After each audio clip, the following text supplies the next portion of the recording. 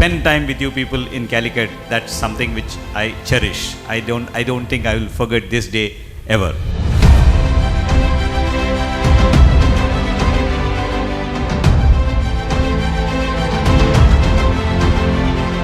Mr. Abdul Sattar, the general leadership of the chapter is entrusted to you. You will act as a chairman of the CWC and be a part of all committees of this chapter.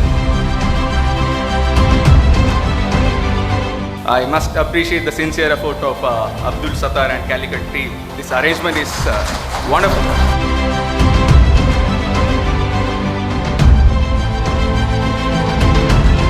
I should say I am totally overwhelmed by the quality of organization that you have and the quality of presentation that you have made.